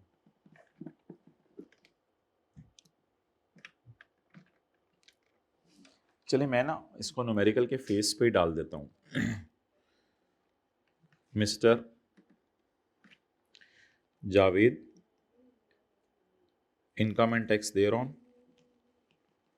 टैक्स ये 2000, ये पता नहीं टैक्स भी मांगा हुआ है या नहीं, बस टैक्सेबल इनकम मांगी हुई है। तो इनकम, बस इनकम, कैलकुलेशन ऑफ इनकम लिख सकते हैं लफ्ज़, कैलकुलेशन ऑफ टैक्सेबल इनकम। ये हेडिंग वोडिंग दे के न्यूमेरिकल का फेस पूरा लिखेंगे पेपर में, इनकम फ्रॉम सैलरी, और पूरा लिखेंगे फॉरेन सोर्स इनकम। लेकिन न्यूमेरिकल का फेस बना रहा हूँ, लेकिन ब्रैकेट में लिखेंगे एग्जाम्प्ट, ये माफ है। तो ये बन गई जी पाक रुपीज़ में 4 मिलियन अर्न की है, कमाई है, यानी टैक्स कट कुट के फिगर नहीं है, पूरी इसने ये कमाई है 4 मिलियन। बाकी इस पे 8 लाख टैक्स कटे, इसको फायदा ये हो जाएगा कि टोटली माफ हो जाएगी। 4 million rupees in 1000। Following his father's death, he decided to join the family business in Pakistan. Meanwhile, he received the rental income from a flat in Kenya. Family business Pakistan में, उसकी डिटेल तो इसने दी नहीं हमें। चलें आगे चलें, अजीब सी भोगी बारी है, फैमिली बिजनेस की डिटेल नहीं दी। Meanwhile he received rental income from flat in Kenya started from जेकम जनवरी। कोई नहीं, बाहर के मुल्क में फ्लैट है, इससे क्या फ़र्क पड़ता है, फॉरेन सोर्स इनकम है तो इनकम ऑन प्रॉपर्टी। अब न्यूमेरिकल के फेस पे मैं 4-5 लाइनें छोड़ के working number 1, income from property, foreign source income, बहरहाल रूल तो वही रहेंगे, rent. He decided to join. Meanwhile, he received rental income from flat in Kenya starting from January 2024. The relevant details are given below. Rent receive हुआ है 3 लाख रुपए per month, ठीक है। Note देख लेते हैं जाके। नोट सॉर्ट ऑफ यहाँ तक है, ये नोट नहीं है नीचे। नोट ये है कि फेयर मार्केट रेंट घर का था जनवरी, फरवरी, मार्च, अप्रैल के लिए। अच्छा, जनवरी में घर आपने किराए पे चढ़ाया है और 30/6/24 मेरा ईयर एंड है, तो 6 महीने घर किराए पर आए। तो पहले 4 महीने जनवरी, फरवरी, मार्च, अप्रैल किराया था मार्केट में 3.5 लाख। हाउएवर, ये तस्वीर भेजो, यहाँ कॉमा होना चाहिए। हाउएवर स्टार्टिंग फ्रॉम मई, वो भेजता है, हाउएवर स्टार्टिंग फ्रॉम मई 2024, लेकिन मई और जून के महीने में फेयर मार्केट रेंट हो गया 2.5 लाख रुपए। ओह दैट्स वेरी ब्यूटीफुल कि पहले 4 महीने मार्केट कराया था 3.5 लाख तो अगर आप थोड़ा सा डिटेल में पेपर में करना चाहें तो जनवरी से अप्रैल का रेंट आप अलग से निकाल दें पेपर में, हायर ऑफ एक्चुअल और फेयर मार्केट रेंट। एक्चुअल किराया ऊपर देखें 3 लाख है, ज़रब 4, और फेयर मार्केट किराया 3.5 लाख है। 3.5 लाख को ज़रब दें 4 से, 3 लाख को 4 से ज़रब देने का कोई फायदा नहीं है। 12 लाख लिखना है तो लिख दें। हाँ, कितना 3.5 लाख ज़रब 4, 14 लाख। ये 14 लाख किराया हो गया जनवरी से अप्रैल का, लेकिन मई से जून का जो किराया है वो होगा हायर ऑफ एक्चुअल और फेयर मार्केट रेंट। उसमें एक्चुअल तो माय डियर वही रहा जितने भी घर किराया पे चढ़ाया हुआ, लेकिन बाजार में किराया अब कम हो गया 2.5 लाख। एक्चुअल वही रहा लेकिन बाजार में किराया हो गया 2.5 लाख।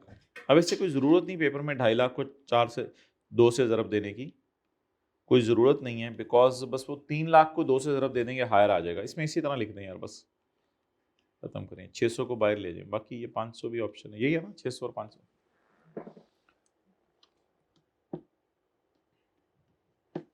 सो दैट इज आवर रेंट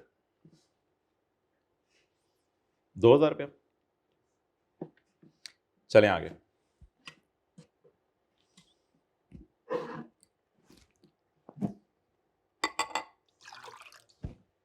कितना?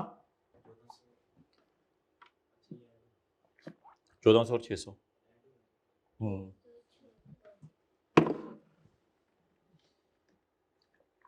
इन एडिशन टू, अच्छा sorry, property taxes in Kenya 4 lakh. जनवरी से जून तक का खर्चा, स्टार डला हुआ है, स्टार 3 जगह डला हुआ है।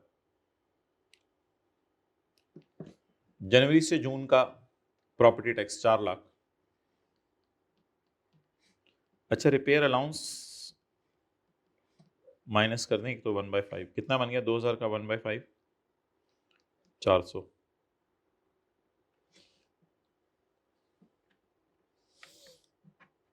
इसके बाद प्रॉपर्टी टैक्सेस आपको पता है सेक्शन 15A में माइनस करने की इजाजत है।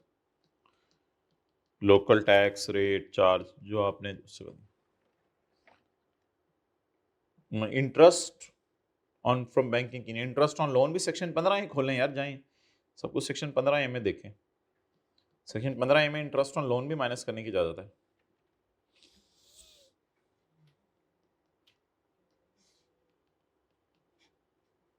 Rent collection charges 90, lower of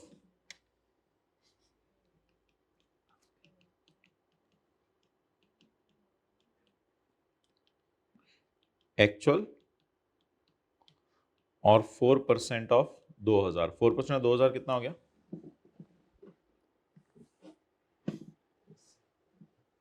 80, और एक्चुअल 90। What is lower?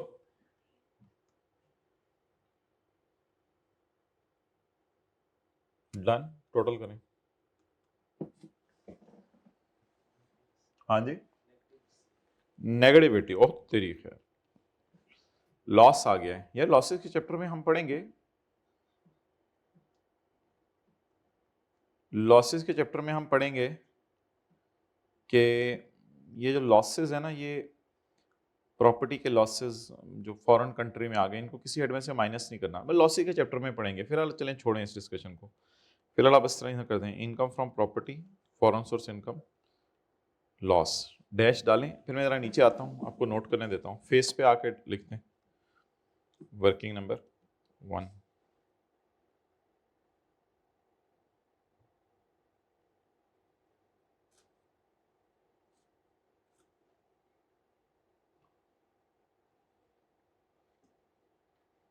अब आ जाए नीचे, नोट कर लें।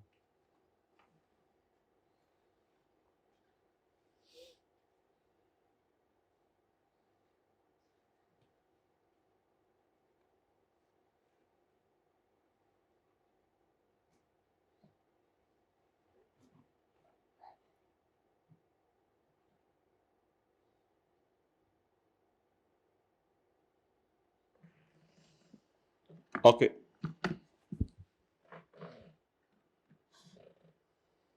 इन addition to above, Javed purchased a factory building, Javed ने खरीदी है एक factory building along with plant in Karachi for ₹12 120 million, और स्टार्टिंग फ्रॉम यकम फरवरी 24 से it has been leased out for a monthly rent of 3 million. यकम फरवरी, माय डियर, 5 महीने का किराया। ये आपको पता है इनकम फ्रॉम अदर सोर्स में जाता है, बिल्डिंग को प्लांट एंड मशीनरी के साथ किराए पे देना। Working number 2, income from other source.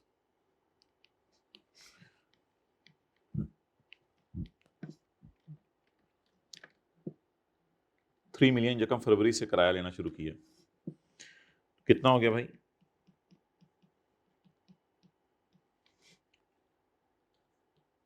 15,000। Next, इसके बाद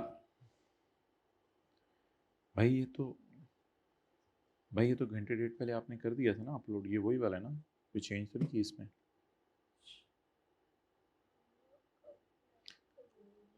okay, considering the nature of installed plant, the factory requires renovation every 3 years। Factory को रेनोवेशन की जरूरत है हर 3 साल बाद। ठीक है, before renting out the factory building, Javed incurred renovation expenses of 10 million on the factory building. अच्छा, हर 3 साल बाद रेनोवेशन की जरूरत है, ये डिस्कशन हम करेंगे इंशाल्लाह बिजनेस के चैप्टर में जब डेप्सियन की डिस्कशन होगी। फिलहाल ये कि हमारी एक वन टाइम रेनोवेशन तो होगी है ना 10 मिलियन की। तो आपने IS 16 में शायद पढ़ा हुआ है कि पहली दफा जब आप चीज लेते हैं और उसको काबिल इस्तेमाल हालत में लाने के लिए रेनोवेट वगैरह करते हैं तो ये कैपिटल एक्सपेंडिचर होता है। ये डिस्कशन हमारी इंशाल्लाह डिटेल से होनी है in the chapter of income from business. तो फिलहाल FR1 वाले नॉलेज को इस्तेमाल करें या इंट्रो वाले नॉलेज को इस्तेमाल करें कि कॉस्ट प्लस रेनोवेशन, जब आप चीज खरीदते हैं फर्स्ट टाइम काबिल इस्तेमाल हालत में लाने के लिए रेनोवेशन करते हैं, इसको आप कॉस्ट का पार्ट बनाते हैं। भाई टाइप करके भेजे, मैं क्लास में उधर। तो इसको आप कॉस्ट का पार्ट बनाते हैं। तो बस ठीक है, कॉस्ट आपकी 130 मिलियन है। बाकी यार मादरत के साथ फैक्ट्री की रेनोवेशन होनी है, तो फैक्ट्री 130 मिलियन की आप टोटल, 120 जमा 10 130 मिलियन। तो फैक्ट्री की ना डेप्रिसिएशन माइनस करने की इजाजत है। ये डेप्रिसिएशन होती है टैक्स रूल्स के मुताबिक, इसलिए इसको कहते हैं टैक्स वालों की डेप्रिसिएशन। 120 मिलियन जमा 10 million is equal to 130 million. ये डेप्रिसिएशन के रेट्स जो है ना, मैं आपको इंशाल्लाह चैप्टर 8 जब शुरू कराऊंगा ना, तो उसमें आपको मैं पेज नंबर 162 पे दिखाऊंगा कि डेप्रिसिएशन के रेट्स जो है वो बिल्डिंग के लिए 10%। आप प्लांट की कॉस्ट नहीं हुई थी ना, प्लांट को भी डेप्रिसिएट करते हैं। भाई याद रखिएगा मेरे भाई, हमने अदर सोर्स के चैप्टर में पढ़ा था, अगर लैंड एंड बिल्डिंग को प्लांट मशीनरी के साथ किराए पे दें तो हमें डेप्रिसिएशन माइनस करने की खुली इजाजत है, हमें कोई नहीं रोक सकता।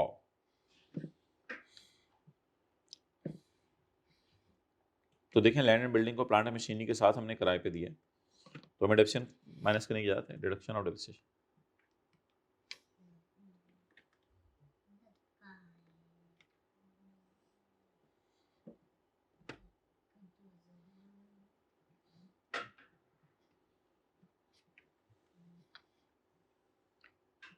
बिल्डिंग के लिए 10%, कितना आ गया?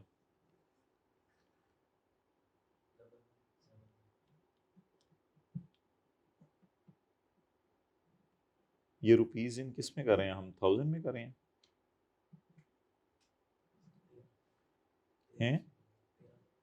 13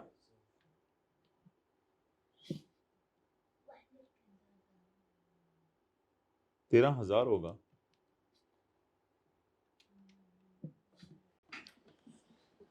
ये आएगा ना, ये तो रुपीज से कट गया तो 13,000 आएगा। 2,000 आ गई जी हमारी इनकम फ्रॉम अदर सोर्स।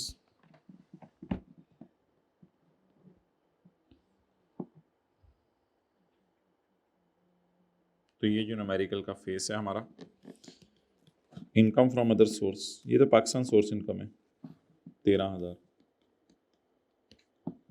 13 जमा 4, 13,000 नहीं 2,000, 2 जमा 4,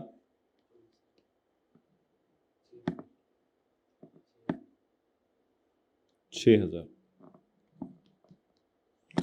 6,000 में से माइनस कर दें इनकम फ्रॉम सैलरी, वो माफ है, ये तो हमारी टोटल इनकम थी ना, तो ये हमारी आ गई टैक्सेबल इनकम, और सवाल में टैक्सेबल इनकम भी मांगी हुई थी।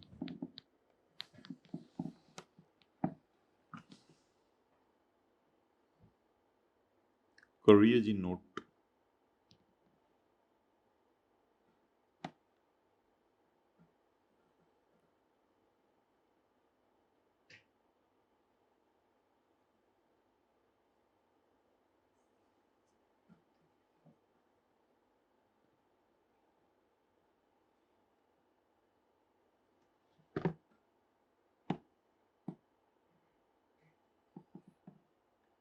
ओके,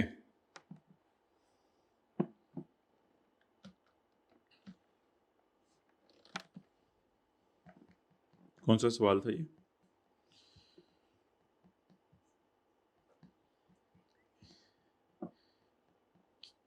कीनिया वाला, कीनिया वाला, कीनिया वाला, कीनिया वाला,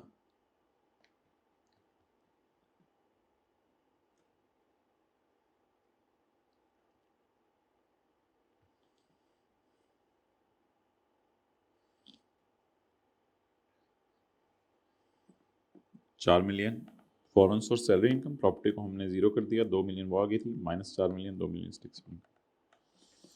अच्छा, अब सवाल का अगला हिस्सा माय डियर ये है, वो ना आपको पता है इस साल गया था कमाने, अल्लाह आपका भला करे, बाहर के मुल्क में सैलरी इनकम, वो इस साल गया था कमाने बाहर के मुल्क में सैलरी इनकम, 1 जुलाई 23 को, हमारे साल के पहले दिन। लेकिन अगर खुदा ना खास्ता, खुदा ना करे, सवाल में लिखा हुआ है, वैसे खुदा ना करे वाली इसमें क्या बात है, इसमें कोई खतरनाक बात तो है नहीं। Assume that all information in the scenario remains the same, सारी इंफॉर्मेशन सेम है, except that Javed has started his job in Kenya on 1 जुलाई 22, सिवाय इसके कि ये सोचो कि उसने अपनी जॉब वहां शुरू कर दी है मेरे बबलू, मेरे भालू, 1 जुलाई 22 को, बस ये सोचो। क्यों नहीं लिख रहा, इसमें क्या चार्जिंग खत्म हो गई है? इसमें चार्जिंग खत्म हो गई है।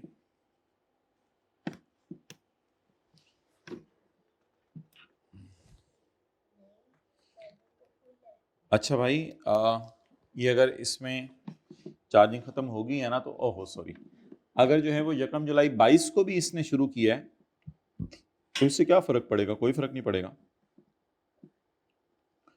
It doesn't make any difference. इससे क्या फर्क पड़ना है? कोई फर्क नहीं पड़ना।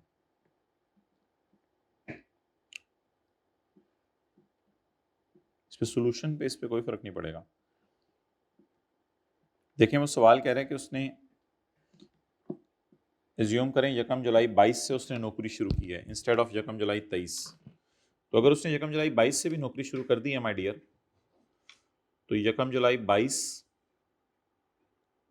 30 जून 23, और हमारा साल शुरू होगा 1 जुलाई 23 और ख़त्म होगा 30 जून 24।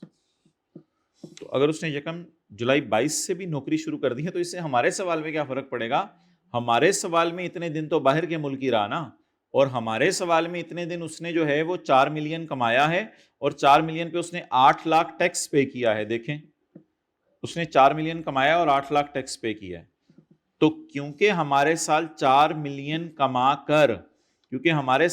मिलियन कमाकर, 8 लाख टैक्स दे चुका है, इसलिए ये 4 मिलियन माफ है। तो अब अगर वो नौकरी पिछले साल शुरू कर देता तो पिछले साल भी अगर टैक्स देता, पिछले साल का डेटा नहीं हमें दिया हुआ, दे ना दे हमें क्या उससे, पिछले साल का न्यूमेरिकल बदलेगा ना, हमारे साल का न्यूमेरिकल तो नहीं बदलेगा। तो it will not make any difference कि अगर वो नौकरी पिछले साल भी शुरू कर देता, क्योंकि हमने तो हमारे साल का न्यूमेरिकल सॉल्व करने, हमारे साल पे कोई फर्क नहीं पड़ना था। अच्छा जी, चैप्टर 1 के अंदर आ जाएं यार। वो एक चीज़ रह गई हुई थी हमारी पे, क्योंकि होमवर्क मैंने आपको दे दिया है इस चैप्टर का।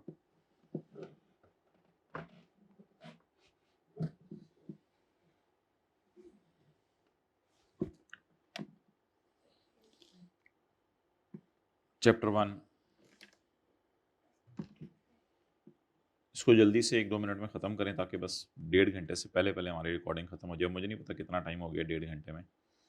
बहरहाल,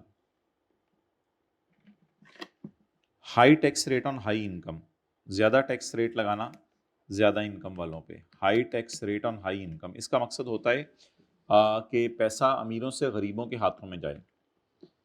high tax on import of luxury goods, luxury goods के ऊपर हाई टैक्स रेट लगाना, इसका मकसद ये होता है कि पाकिस्तान से लोग चीज़ें खरीदें। तो रिडक्शन इन इंपोर्ट्स रिड्यूस करें और पाकिस्तान से चीज़ें खरीदें। टैक्स क्रेडिट ऑन डोनेशन, इससे कल्चर ऑफ डोनेशन प्रमोट करना होता है। अप्रूव्ड इंस्टीट्यूशन, खाली ताकि ताकि लोग खाली अप्रूव्ड इंस्टीट्यूशन को डोनेशन दें, हर ऐरे गैर नथु खैरे को डोनेशन ना दें। टैक्स क्रेडिट ऑन इन्वेस्टमेंट, जैसे प्लांट वगैरह खरीदने पर टैक्स है, ताकि इन्वेस्टमेंट्स इनकरेज हों। To encourage business concerns to establish business units that will bring employment opportunities. नहीं, ये तो वो अगला था। पॉइंट 4 था टैक्स रेट ऑन इन्वेस्टमेंट्स। भाई टैक्स रेट ऑन इन्वेस्टमेंट्स ये होती हैं कि हमने पढ़ा था कि अगर आप सेक्शन 65G में प्लांट खरीदोगे तो उस पर टैक्स माफ़ होगा। तो इससे लोग, इन्वेस्टमेंट से मुराद है प्लांट में इन्वेस्टमेंट करना। तो प्लांट में इन्वेस्टमेंट करना उसने इसलिए इनकरेज किया है कि इससे सेक्शन 65G में आपको पता है ना, प्लांट वगैरह करें इंस्टॉल तो उस पर टैक्स माफ़ होता है। इससे फ़ायदा ये होता है माय डियर कि प्लांट इंस्टॉल होने की वजह से नौकरियां जनरेट होती हैं। तो ये एक फ़ायदा है, that will bring employment opportunities. और tax creation of tax free zones, tax free zones अगर बनाएंगे तो लोग वहाँ पे जाके बिजनेसेस लगाएंगे और बिजनेसेस लगा के लोगों को एम्प्लॉयमेंट देंगे। तो ये एम्प्लॉयमेंट अपॉर्चुनिटीज़ का लफ्ज़ लिखा हुआ था। इंडिविजुअल्स और कंपनीज की इनकम पे क्यों टैक्स लगाया जाता है? भाई इसका तो एक ही मकसद है, ताकि हुकूमत के पास रेवेन्यू इकट्ठा हो जाए।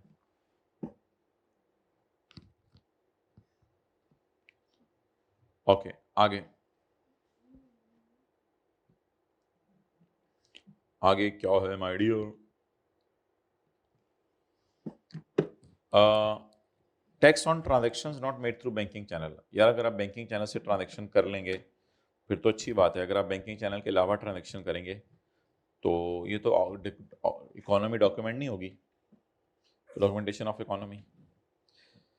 Zero rate under sales tax, यार ये आपको भी समझ नहीं आएगा।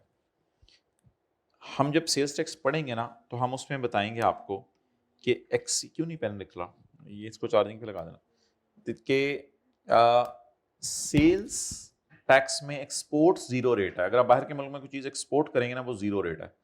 तो इसका ये, अब मैं सेल्स टैक्स पढ़ा ही नहीं हुआ, तो पेपर में तो सवाल तब आया था ना जब लोगों ने सेल्स टैक्स पढ़ा हुआ था। तो एक्सपोर्ट जीरो रेट का फायदा ये होता है कि एक्सपोर्ट इनकरेज होती हैं। ओके, आ जाए इसकी तरफ।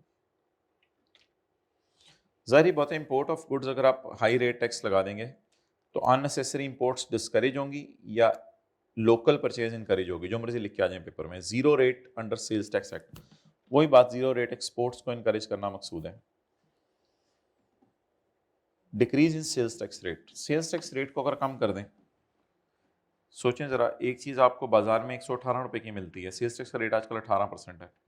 एक चीज़ आपको बाजार में 118 की मिलती है, वही अगर 117 रुपये की मिल रही हो, 115 रुपये में मिल रही हो, कितनी बड़ी खुशखबरी है। तो इससे इन्फ्लेशन कम हो जाएगी, महंगाई कम हो जाएगी।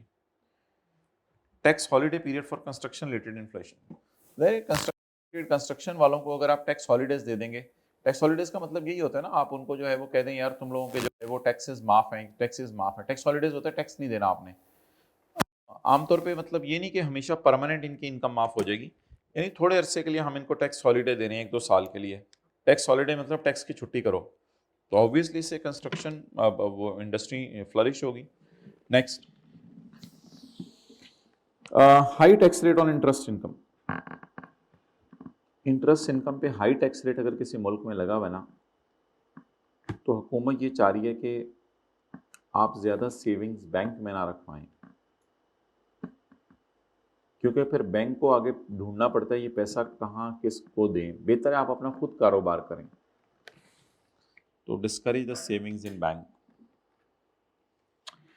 ऑनलाइन सेल्स पे टैक्स रेट कम कर देना ताकि ऑनलाइन सेल्स इनकरेज हो।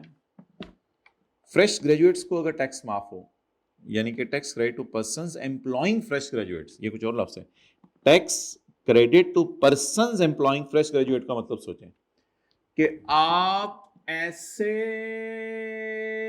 इदारे को टैक्स माफ करने लगे हैं जो इदारा आगे फ्रेश ग्रेजुएट्स को नौकरी दे। इदारे तो फ्रेश ग्रेजुएट्स को नौकरियां कम देते हैं ना, वो तो कहते हैं एक्सपीरियंस बंदे को नौकरी देनी है। तो ऐसे इदारे को अगर टैक्स रेट देंगे, तुम फ्रेश ग्रेजुएट्स को नौकरी दो, हम तुम्हें टैक्स माफ करेंगे, तो फिर फ्रेश ग्रेजुएट्स को नौकरियां मिलेंगी। बस ये मकसद है, और क्या मकसद है इस बात का? तो increase employment rate in country, यानी कि ज़्यादा से ज़्यादा लोगों को नौकरियां मिलें। High tax rate on luxury items, जाहिर सी बात है लग्जरी आइटम्स को जो है वो डिस्करेज करना है, परचेज ऑफ लग्जरी आइटम्स को डिस्करेज करना है, to move inequality in distribution of wealth. यानी कि इससे फ़ायदा ये होगा कि अगर लग्जरी आइटम्स पे आप ज़्यादा टैक्स रेट लगाएंगे तो अमीरों को टैक्स देना पड़ेगा, क्योंकि लग्जरी आइटम्स खरीदते हैं और वो गरीबों के पास पैसे जाएंगे, to remove inequalities in distribution of wealth. और अगर आप जो है वो अलाउ कर देंगे रिसर्च एंड डेवलपमेंट को एज एन एक्सपेंडिचर, अलाउ करेंगे या डिसअलाउ करेंगे? अलाउ करेंगे। यानी अगर आप रिसर्च एक्सपेंडिचर को डेवलपमेंट एक्सपेंडिचर को माइनस करने देंगे तो लोग रिसर्च शौक से करेंगे, और अगर आप कहेंगे तुम रिसर्च करो, हम तुम्हें खर्चा माइनस नहीं करने देंगे, तो फिर तो खतरनाक बात है, ये तो खतरनाक बात है, फिर तो लोग रिसर्च करने से डरेंगे। अच्छा जी, क्या करें भाई, अब आगे 2-4 मिनट रह गए हैं, 2 to 4 मिनट्स रह गए हैं। अब इसको कैसे पूरा करें? मेरा तो ख्याल है 1.5 घंटा अभी पूरा नहीं हुआ। क्या करें? कौन सा सवाल होमवर्क में दिया है? होमवर्क में वैसे टका के सवाल होने चाहिए, ऐसे बच्चों की फूके शूके निकल जाएं। तो क्वेश्चन 44 तो होमवर्क में दे दिया है। चलें छोड़ें, होमवर्क में कराइएगा, क्लोज करो, इंशाल्लाह मंडे को मिलते हैं।